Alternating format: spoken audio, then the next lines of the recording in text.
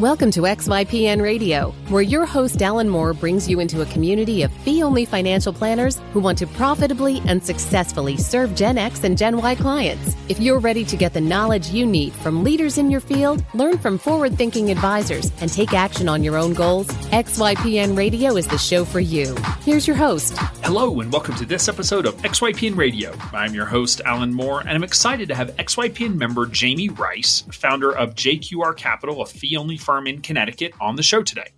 Jamie started his career as an engineer for the Navy, but he eventually realized he wanted to help people with their money as opposed to helping build submarines, so he transitioned into investment management and got his CFA designation. He worked for a few different firms, including Edward Jones, before deciding to launch his own financial planning practice about 4 years ago. Growth was a bit slow for the first couple of years, but things have really started to pick up, and he's now seeing the light at the end of the tunnel, which is a wonderful feeling as an entrepreneur. We talked about a variety of topics, one of which was how he leverages his love of sailing in his firm to better get to know his clients so he can serve them even better as their advisor.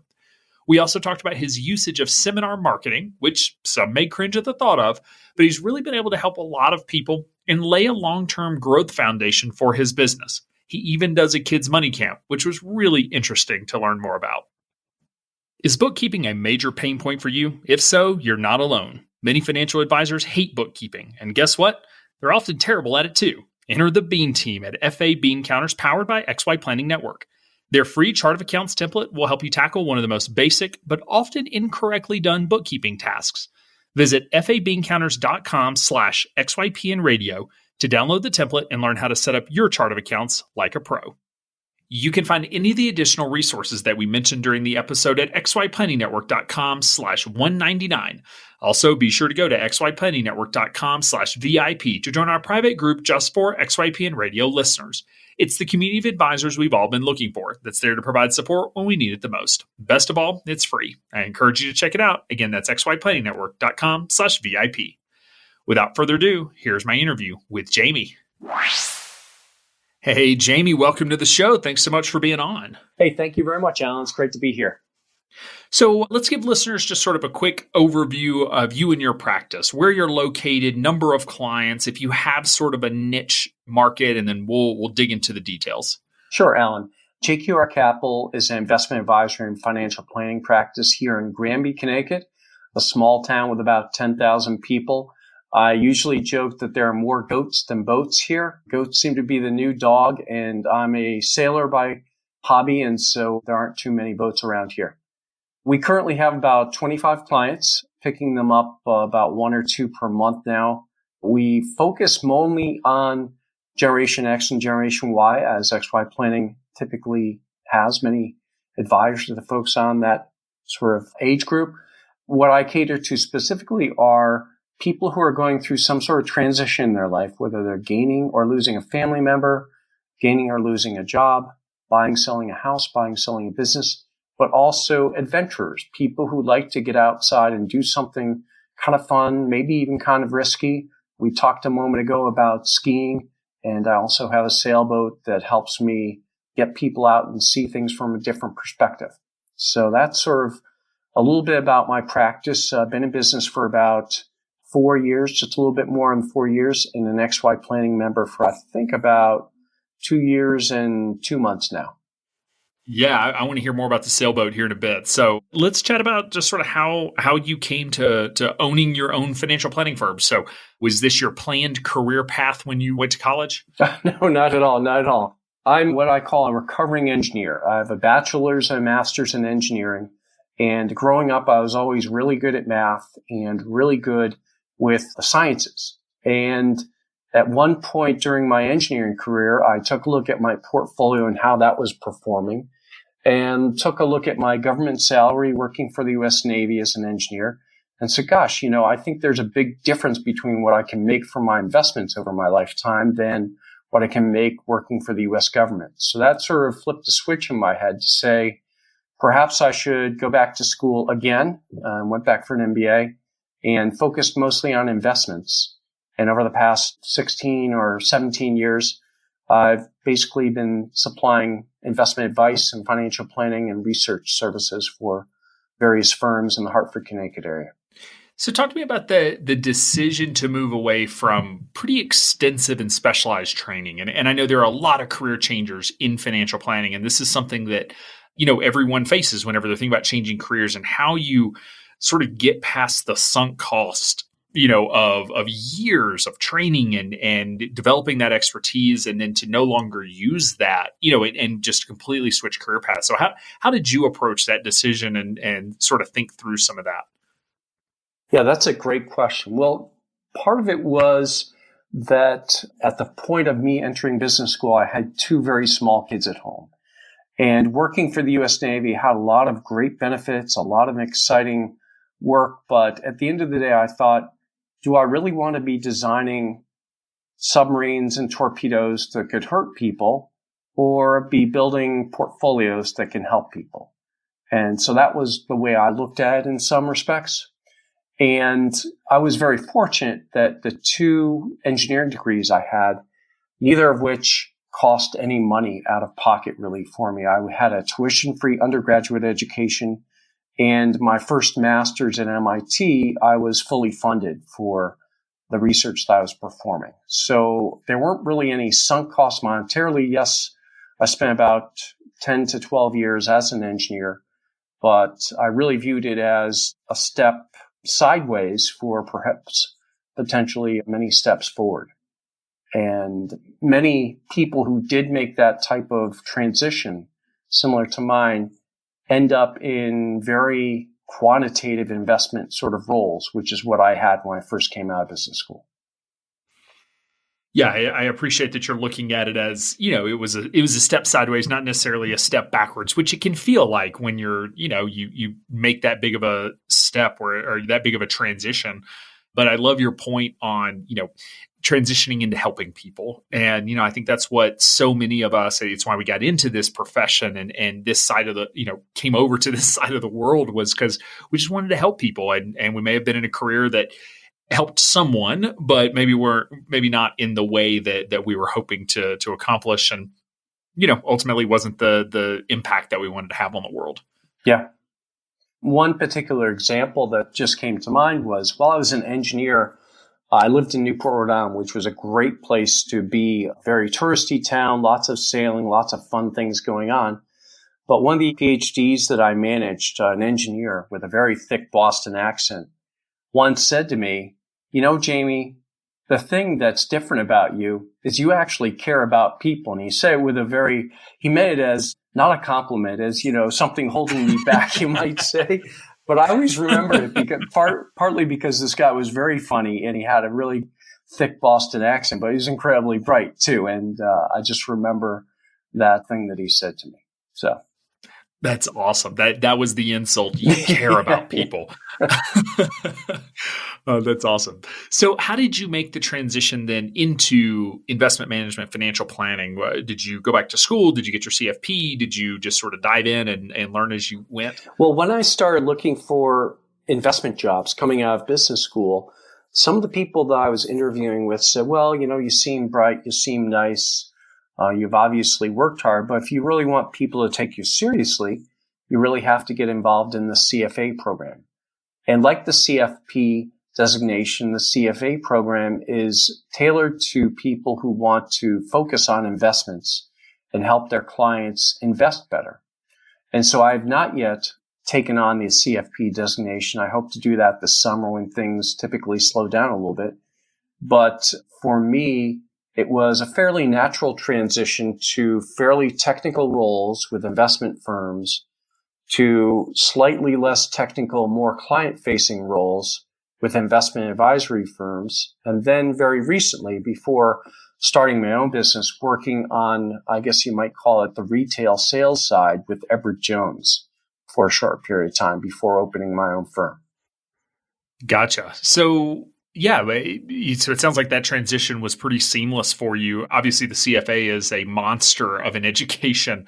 Just the process of getting the CFA is exponentially longer than getting the CFP. A little different, obviously, education, but still just a wonderful education piece. I guess just for listeners that are thinking about getting their CFA, could you give sort of a quick rundown of your experience and whether or not you are glad you went through that process? It depends on what day you ask.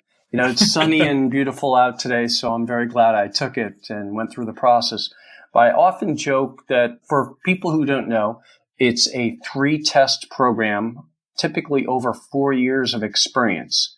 And so even if somebody breezes through the 3 exams, which are given only once a year, the first level is actually given twice a year. It still takes roughly 4 years for people to be able to put the letters behind their name. And each exam is 6 hours in length. It's 3 hours, 2 sessions. And I joke that level 2, which focuses mostly on valuation of investment assets and how to value those in a rational way, that I liked that part so much that I took it twice. And obviously I didn't pass it the first time around, but the second time around I studied so hard, I just said, I'm never going to take this exam again. And typically what happens is that people study between 300 and 500 hours per level. And level 1 is given in December and June, and levels 2 and 3 are only given in June. And roughly, I think it's 100,000 people each year sit for the 3 levels of exams, and roughly 10,000 per year earn their charters. So it's almost a 1 in 10 sort of ratio of people who start the program versus people who make it all the way through to the end. But back to your original question, I found that the information that was covered for the exams and through the program was directly applicable to almost everything I did in my investment advisory sort of position. And the people that I've met along the way have been really terrific, very professional, very interesting, very enthusiastic about the financial services industry. I signed up for level 1, went through all of the education, and then never showed up for the exam. You aren't the only one. That happens very, very often, actually. It does. That's like what I remember of it was a college education level, or probably grad school education level in economics. I remember the 6 books that they send you, looks like an entire library. It was amazing. Wonderful information. I just realized I wasn't going to use it, and I was probably never going to sit for level 2 or 3. So just chose to not sit for level 1, but wonderful education. Like I said, it's a very intense certification. And actually, I think it's kind of funny.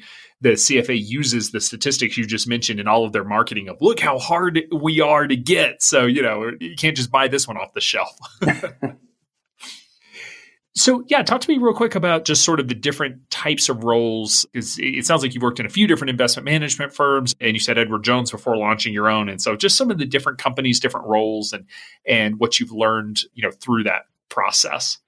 Yeah, so I started out working in fairly technical roles as investment analysts at an investment advisory practice and then a hedge fund managing firm, and then ended up through a number of different sort of avenues, you might say, with Edward Jones for about 1.5 years. And the difference between a fee-only fiduciary sort of role compared to a brokerage-like role, I found awakening, I guess is the best way, that there were differences, and there were differences in incentives and differences in the way people were treated.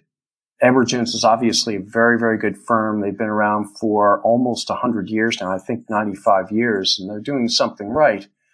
But ultimately, I didn't make my sales quota there.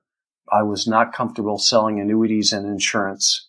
And so I ended up getting asked to leave or give up my office. And so I thought, what better time for me to open my own practice, which is something that's always sort of been in the back of my mind. And so that's what I did about 4.5 years ago almost. So.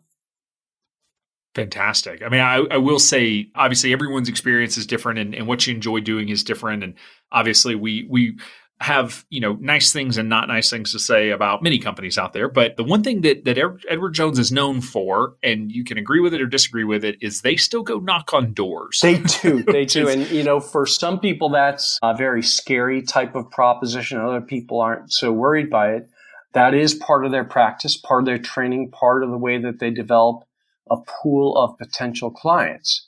And one thing in particular that I found interesting about that was there's no better way to find out a little something about somebody than walking up to their door. You might see, a trampoline in the backyard. You might see a boat in the driveway. You might see, somebody running out the door to bring somebody to the doctor's office. So you learn quite a bit about visiting somebody at their house. And you have to have a special permit to do it legally so that you aren't arrested, essentially. And, some people are very shy about coming to the door, or in one case, I did visit one of my competitors' neighborhoods, and his wife called the police on me. And so that was kind of interesting. But another time I met with an elderly couple and they just talked my ear off and they invited me to dinner. So it was really both ends of the spectrum, you might say.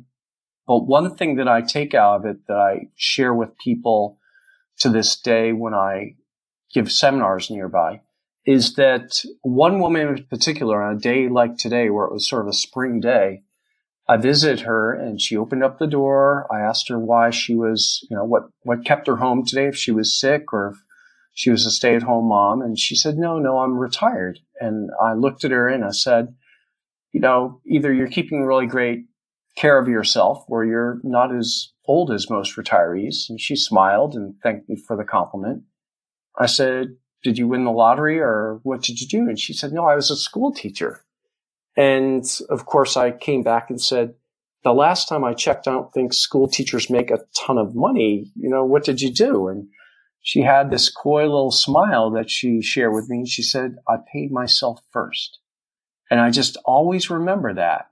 She didn't have a fancy house. She didn't live a lavish lifestyle, but she had a very basic house on a little lake here in town, and she was her own boss. And I thought that was really a neat story that I wouldn't have found if I hadn't had that experience with Edward Jones.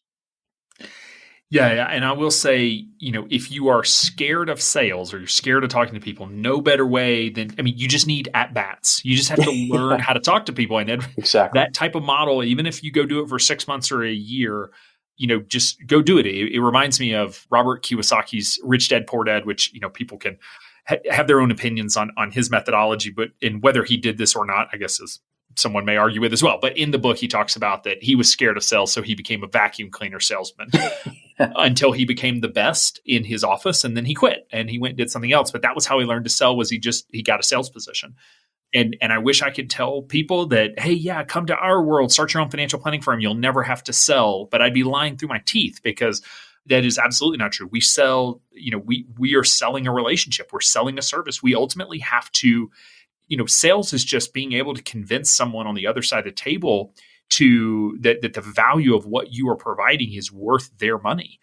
And that's, sometimes easier when it's a widget or a one-time transaction than when you're selling a relationship. But, no better way to learn how to talk to people than to get at bats, and no better way to get at bats than start knocking on doors in your neighborhood. Just don't go to your competitors, your competitor's neighborhood. Very true. Hopefully you were not actually arrested No, I made a quick getaway. I saw the police cars coming right as I was driving off, actually. And I put two and two together when I saw them pull into the neighborhood. Oh, that's amazing. Yeah.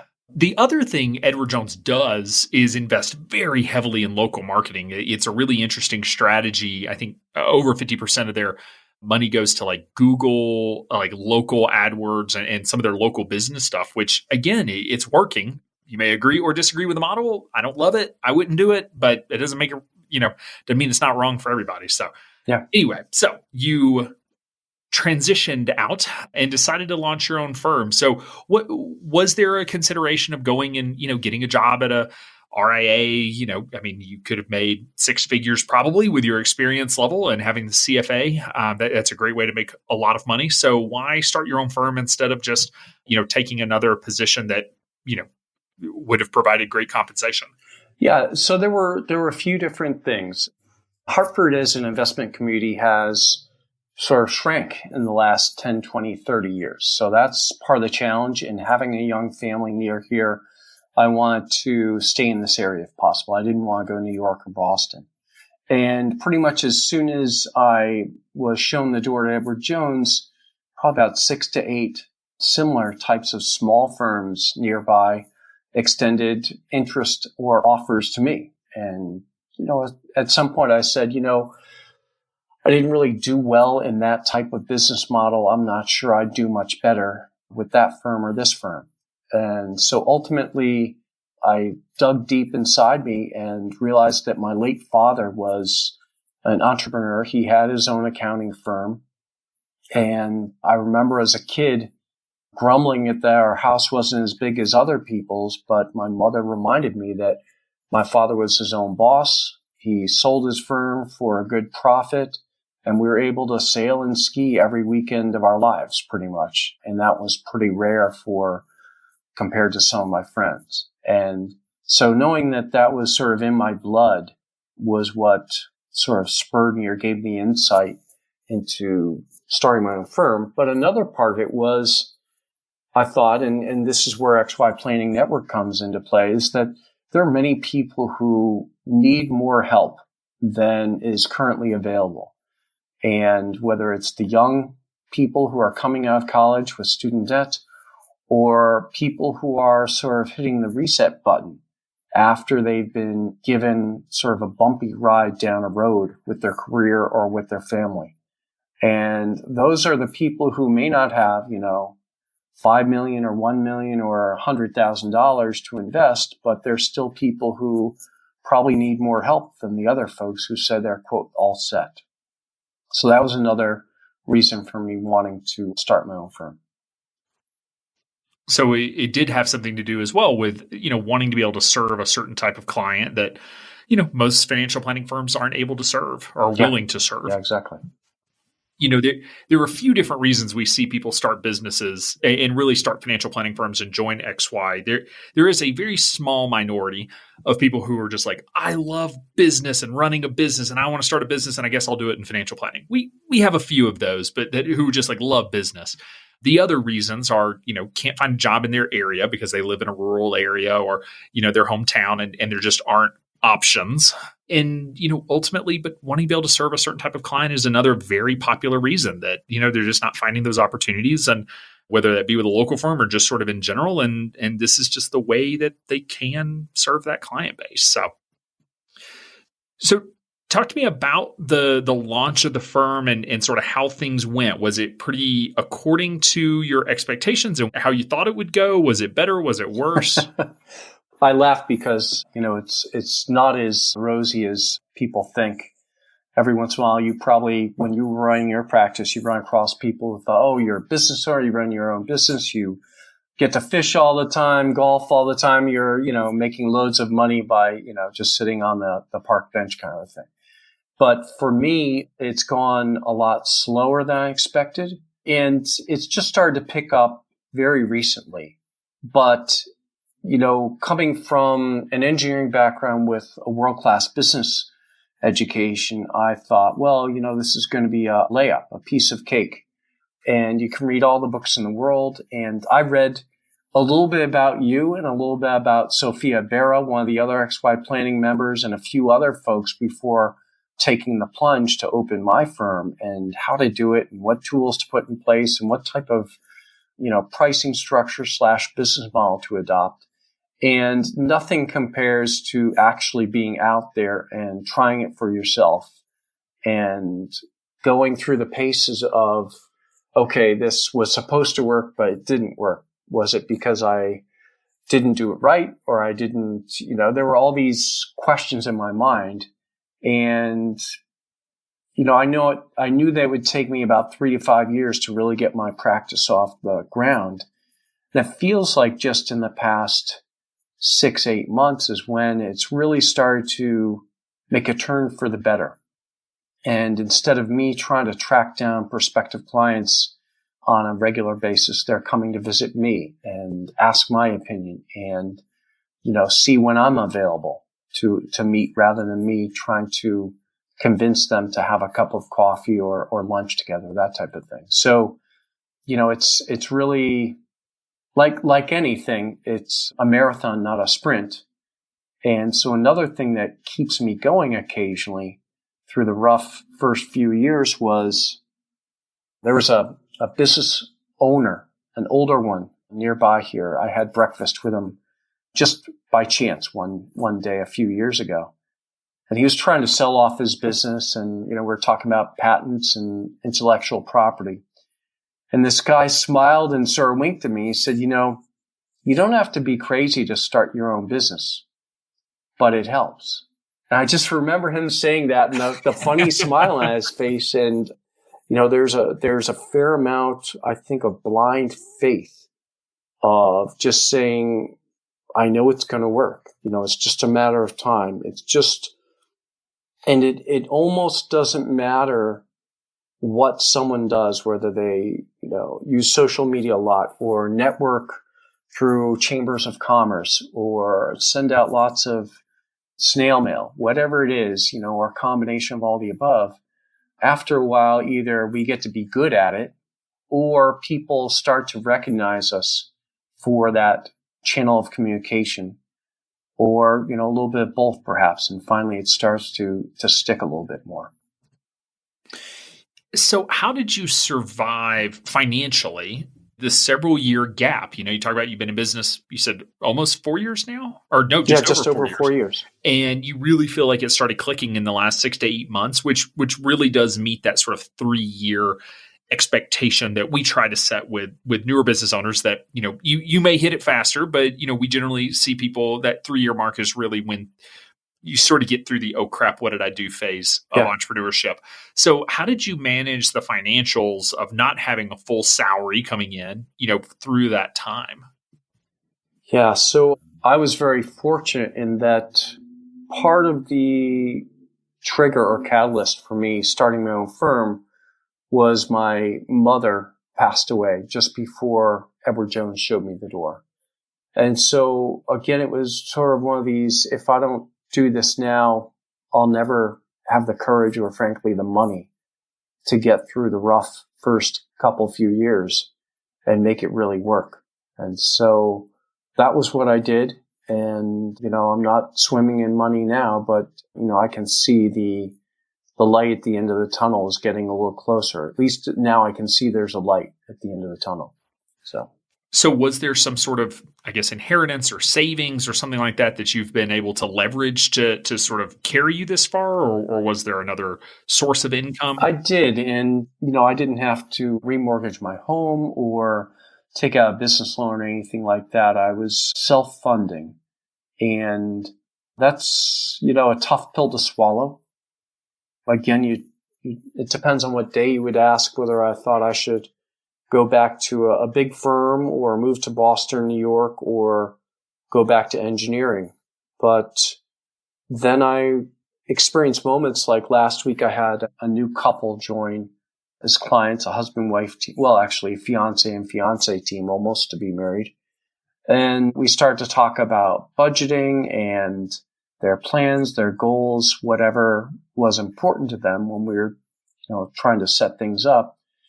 And they were, in a good-hearted way, sort of bickering back and forth. And, we all started laughing at it.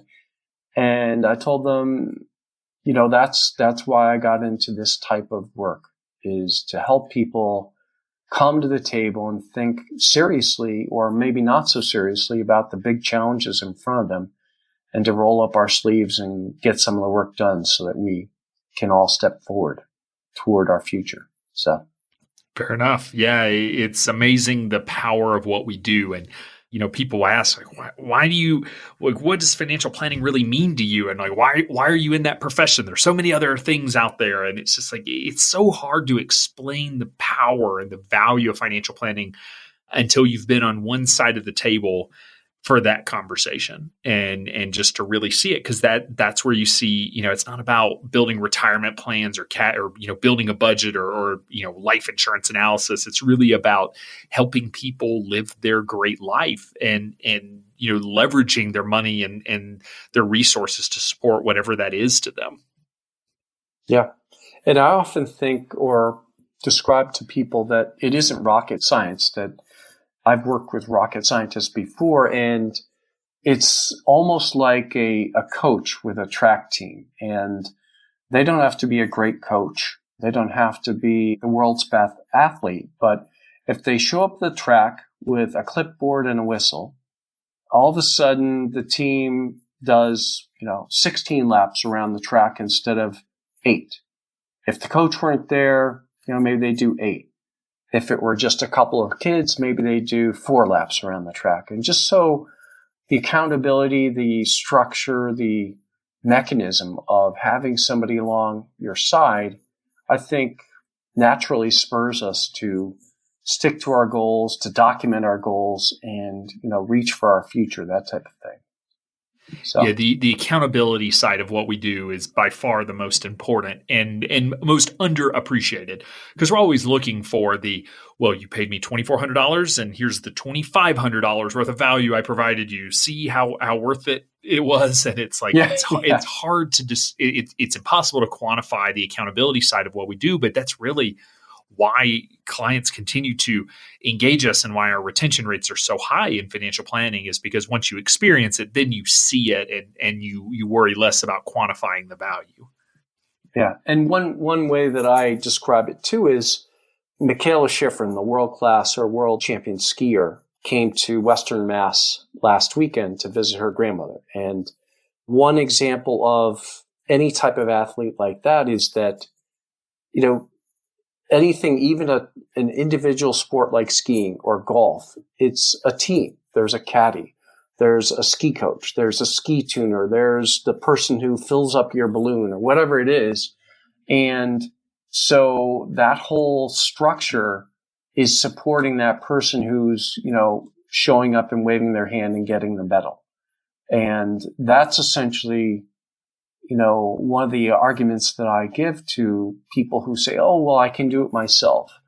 But will you do it yourself? And how much more likely is it that you'll reach your goals or the podium where that gold medal is if you don't have somebody along your side, helping you make sure that you do what you need to do, but you don't want to do? So digging a little bit into the business, you talked about how, the last 6 to 8 months, things feel like they're starting to work. Remind me, how many ongoing client relationships do you have at this point? 25 right now. Okay. And do you work, I guess let's start with service model. Do you work with clients on a one-time basis as well, or primarily on an ongoing basis? The way I've structured it is if they want a one-time financial plan, it's a certain fee. If they want to continue on as an investment advisory client, I throw the financial plan in for free because I think it's that important for people. And so far, basically 100% of the people who have started off with me have decided, yes, they want me to help them reach their plan by my investment expertise. So that's sort of the way I've structured it. Not all of my investment advisory clients have a plan, even though I've been trying to get them to 100% over the past year or so. So are you finding that folks are coming to you for investment management? CFA probably has something to do with that and sort of then feeding into financial planning versus, really coming to you for personal financial planning advice, and then the investments are just sort of a service that's there as well? Yeah, I'd say that's fairly accurate, Alan. That one example is I have a prospective client that we met with just prior to our call here, and she has a semi-large portfolio. She's not super young, but she was surprised that I would offer financial planning as part of what I would do for her. And she was just all about the investments and how the investments aren't performing as well as they should, or they were essentially a mismatch for her risk tolerance. And I said, well, that's definitely part of the equation, but there's also the other part of, where are you today? How fast do you want to go? I often describe it as what's your speed and where you want to get to, what's your point B on the map kind of a thing. So that's always, the important part of financial planning. So do you have sort of a typical fee structure, or I guess what are the various fees for the different types of services that you're offering, and sort of what are those fee levels for a typical new client? Yeah. I haven't changed my fee structure really at all in the last 4 years, and I do think that I'm considering changing it. But right now, I charge $2,500 for a one-time financial plan. If somebody, like I say, decides at the end of the financial planning part of the process that they don't want to pay that fee, I don't charge it up front, that they want to continue as an investment advisory client, I allow them to do that. And I charge a tiered fee based on assets. So it's an asset-based fee ranging, roughly 1% per year, charged on a quarterly basis. So I have a few different, what I call service levels to the way I invest my clients. And so that's where the differences a little bit in the pricing go. I haven't latched on yet to the subscription-based model that many XY Planning members probably are onto. And even I think at Schwab just introduced a subscription-based monthly pricing system. So I've not quite done that yet, but I definitely think I might do that by the middle part of this year.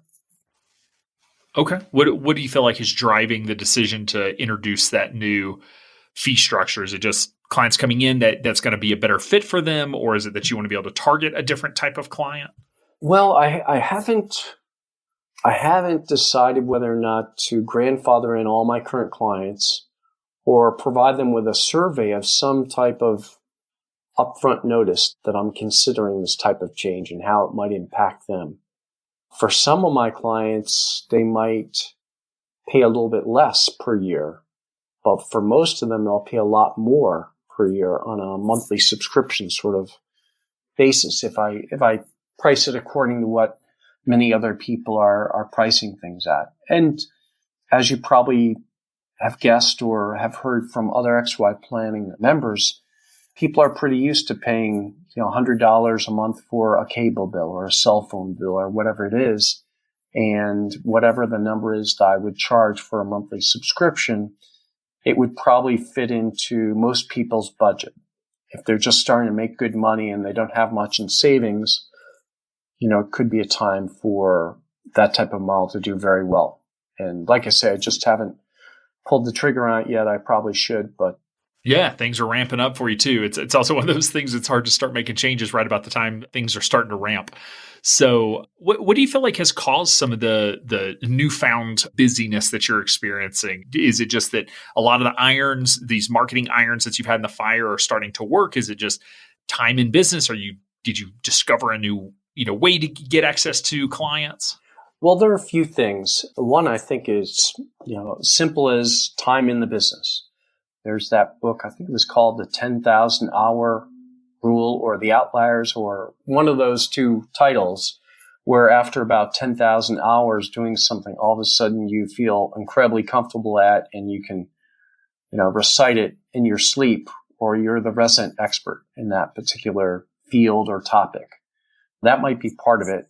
Another part of it might be I've spent more time networking in a geographic area here rather than spending as much time on social media and electronically marketing to people. And so that personal touch, or those perhaps 20, 30, 40 different times that people see me, all of a sudden they say, I do have some questions about that Bank of America work that they're doing for me, or my so-and-so just, died or was married. I want to set something aside so that it doesn't all, just blow away. And those types of discussions take a while to develop. And, just like anything, consistency is marketing supreme. So if we get a similar message across to someone more than X number of times, all of a sudden they start to either be interested themselves or know of other people who could be interested in our services. So that's most of it. I must admit, I actually went through a divorce very recently, and probably that was another catalyst, was getting the courage to file for divorce probably had a large impact in my confidence level as a business owner. That's really interesting. I will say I don't know the numbers, but a fair number of advisors that I know that have started a business have gone through a divorce. If people go back and listen to my story, back in episode 50, I guess they know I went through a divorce after launching a financial planning firm. And it's an interesting parallel that you draw there around the confidence and the courage to make the hard choice that maybe didn't have the confidence to make earlier on in our lives. So thank you for sharing that. I think it's important for listeners to recognize, and it doesn't mean if you are married and you launch a business, you're going to get divorced. We're not saying that. No. But there are some significant others, some spouses, partners that are not interested in the roller coaster. And there are others that will use it as an excuse to leave you. And there are some, many couples survive it. So just know that that's a reality that some of us have faced and had to deal with. So, well, on the flip side of that coin, Alan, as I mentioned, my father was his own boss. He owned his own accounting firm in the Hartford area for about 20 years. And I remember growing up as a kid when he hired two hotshots to help him run the firm that eventually would become partners in the firm and buy him out when he wanted to retire, that he took a pay cut. And I remember my mother pointing her finger at him and getting all angry in some of the kitchen discussions at the end of the workday, you might say. They were never very heated, but you could tell that there was some dissatisfaction, about how things were going. But at the end of the day, my mother and father always hugged and kissed and laughed and lived through those challenges. And, I'll go back to the idea that everything is a team sport. Even if it's something as simple as, hitting a tennis ball, there's always a team of people behind us stringing the racket or driving us to the lessons or whatever it is. And, I think that's something to always be aware of as a business owner. So going back a little bit on some of the marketing discussions that we've had, you mentioned at the beginning of the episode a sailboat and how you have used that in your business. So can you talk about how you've leveraged that hobby in the business? Yeah. So one thing I do that may be also a little bit different from a lot of XY planning people is I do a few seminars each year on educational topics, but I try and do some fun things to get people out of my office, their office, whatever it is, and do something to get together and learn a little bit about each other or perhaps a little bit about investing or financial planning. And I have a sailboat that's only 24 feet long, but it's big enough to sail around and carry a handful of people and a couple of sandwiches and a couple of beers, that kind of thing. And I keep it down on the coast of Connecticut in a small town called Mystic, which is very picturesque. And one of the reasons why I do that is not only have I sailed since I was a little kid and feel very comfortable doing it, but I feel strongly that there are huge parallels between investing and financial planning in the markets and being out on the water. And it can be as simple as the ebb and flood of the tide, the waves, they're all a little bit different, the way the wind changes direction and strength constantly, and how we have to adjust our sails to try and make the most of the way that we get through the water from one place to another. And there are always things underneath the water that we don't see, rocks, old sunken ships, things like that. And if you had a periscope that went down, you'd probably be scared to death of what you're about to sail over. That kind of a thing. But another thing that I use it for, or I don't necessarily say any of this while I'm sailing with people, but that, for a lot of people who haven't been out on the water, it can be a little bit scary. And so learning how to deal with uncertainty or a little bit of, adrenaline rush, you might say, is helpful for me as an advisor. And I think for them as people. And one example I'll give is there was a woman, I brought a couple of couples on the boat a couple of summers ago, and they're from my town here. One of the couples is a current client. The other have not yet signed up. But this one couple, a woman, let's call her Mary, wasn't super confident in her abilities on the sailboat. And every time there would be a gust of wind, the boat would tip a little bit more or heel, as sailors would know it to be called. And she would scream, swear, and laugh all in the same breath. And it was so repeatable and so predictable. It was quite funny. And even by the time that we got off the boat, she said it was a great time and she'd do it again. So it was really a great example of, what it's like as investors or people going through our financial lives and seeing all these things that we can't control and feeling quite helpless at the mercy of what's happening. So.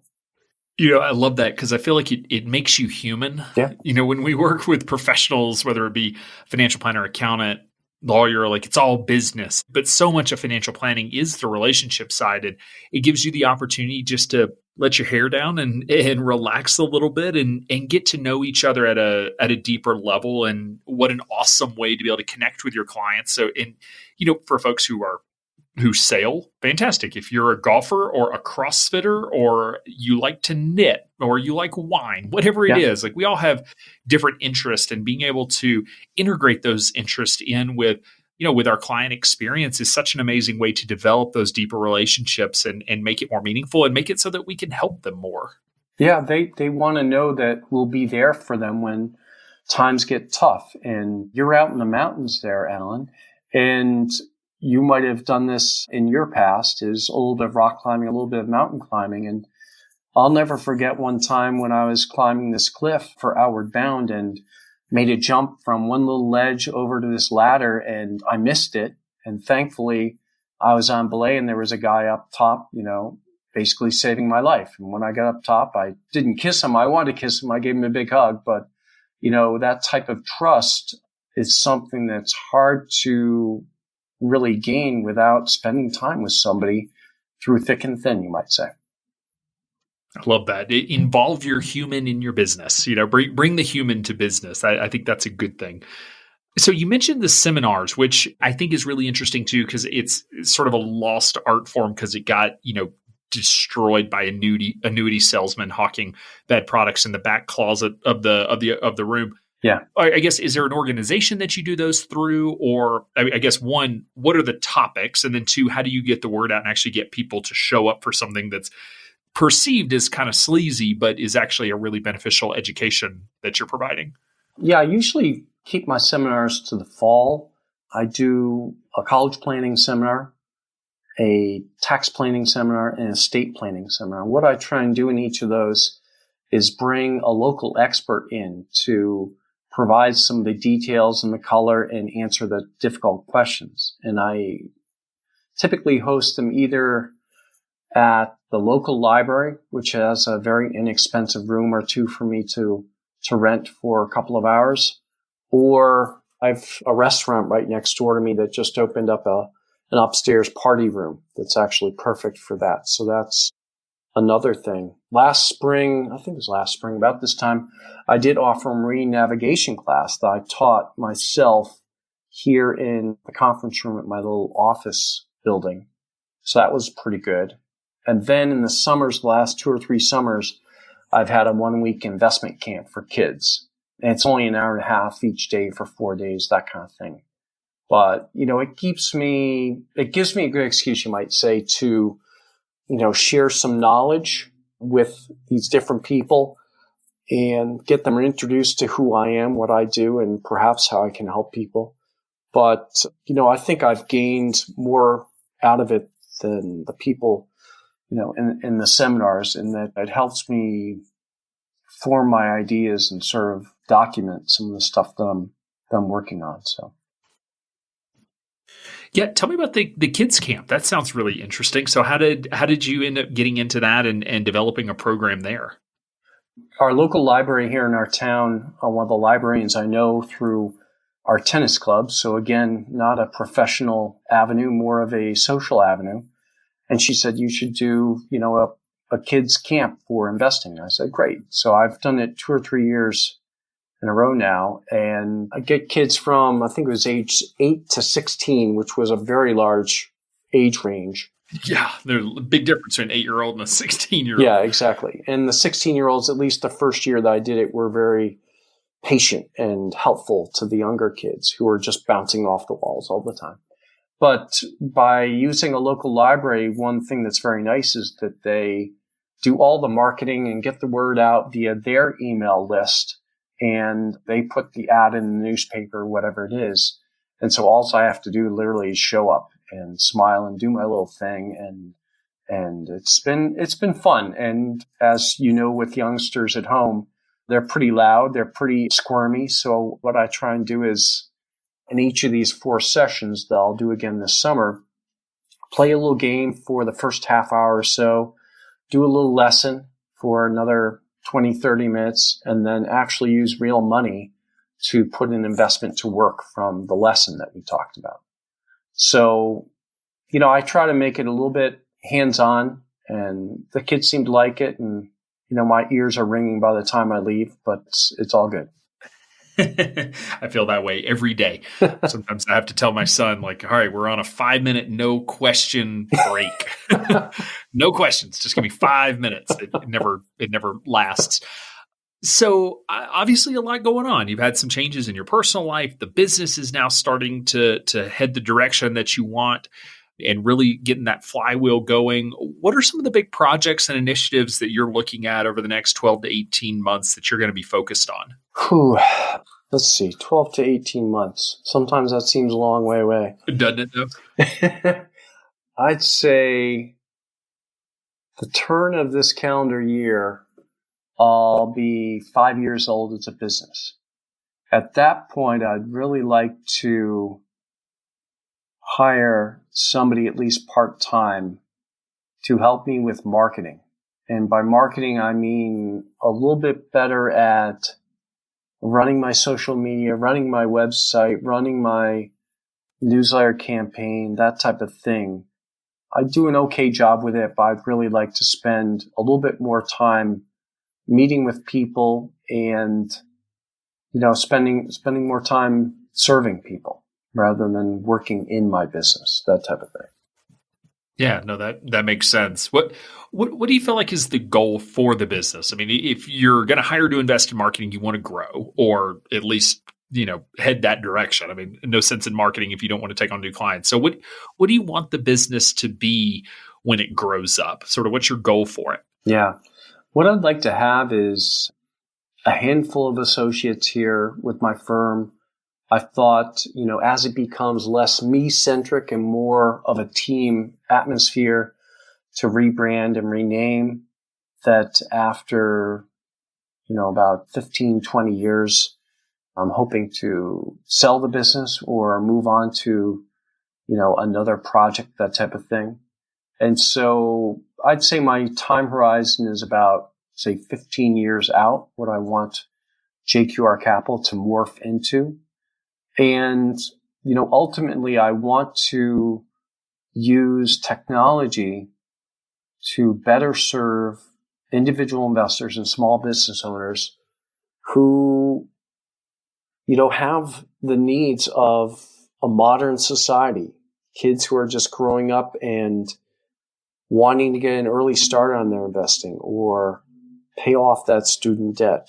The problems that we see more and more are much more of the younger generation than the older generation. So that's my hope, is to address, service, and employ younger employees who really are excited about this as a profession, that there are some very large challenges that we face, and that knowing that, in 15, 20, 30 years, there might not be Social Security for people to rely on for a portion of their retirement income. So 4 years into the business, again, I like to joke that when you first start the business, you're just pure adrenaline and excitement. And after about a year, you hit the, oh crap, what did I do phase? And everyone hits it. Some people, sometimes it's a short phase. Sometimes it takes 10 years. Yours was about 2.5. That, you sit in that like, oh man, should I really have done this? What am I doing? And eventually you start to come out of that and you're really on the tail end and coming out of that phase of entrepreneurship. And it's not to say that we don't all end up back there from time to time. If you could go back and give yourself one piece of advice, go back and talk to the guy who was leaving Edward Jones and going to start his own firm, what do you think that one piece of advice would be? I'd say believe in yourself more than you did. It wasn't until I truly believed that I was doing the right thing for the right reasons in the right ways that all of a sudden my voice came in and I could confidently say, I think I can help you. I think I can do a better job for you than so-and-so has been doing for the last 3 to 5 years. And just listening to people has been incredibly rewarding. And I think eventually very fruitful. I mean, one example, and again, it's hard to read from a book. This one prospective client that I met with just before this show, I could tell within about 15 minutes of our conversation, she was sold. And so she'd already made up her decision. I didn't push more. I didn't push and push and push and leave a bad taste in her mouth. We just sort of shot the breeze, you might say, after that. And, as soon as our hour was up, we just reconfirmed what we were going to do and off we went. So just, again, having enough at-bats or reps to see the patterns or get comfortable with the message I was trying to relay to someone. I love it. It's all about confidence, and people feel your confidence, whether they even recognize it or not. They do feel it, and it does impact their decision making and how they view you and approach you. I just saw a keynote presenter speak at a event that I was at, and he talked about how you train people to treat you the way you want to be treated, and if you want people to treat you like you're a confident person, be confident and show them that you're confident, and they will treat you as if you were a confident person, which I think is a really powerful message. So thank you for that. And Jamie, thank you for taking the time to come on the show and share your story and the work you've been doing. And I look forward to seeing your continued success. So thank you so much. Thank you, Alan. It's been a great pleasure and look forward to seeing you in Bozeman sometime.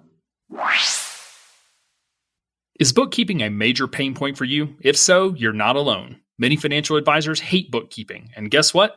They're often terrible at it too. Enter the Bean team at FA Bean Counters, powered by XY Planning Network. Their free chart of accounts template will help you tackle one of the most basic but often incorrectly done bookkeeping tasks. Visit fabeancounters.com/XYPN radio to download the template and learn how to set up your chart of accounts like a pro. Be sure to join our VIP community at xyplanningnetwork.com/VIP. Hang out with other XYPN radio listeners, ask questions for future mailbag episodes with myself and Kitsis, and to finally find a community of like-minded financial advisors. Thanks so much for joining me today. We'll see you next time.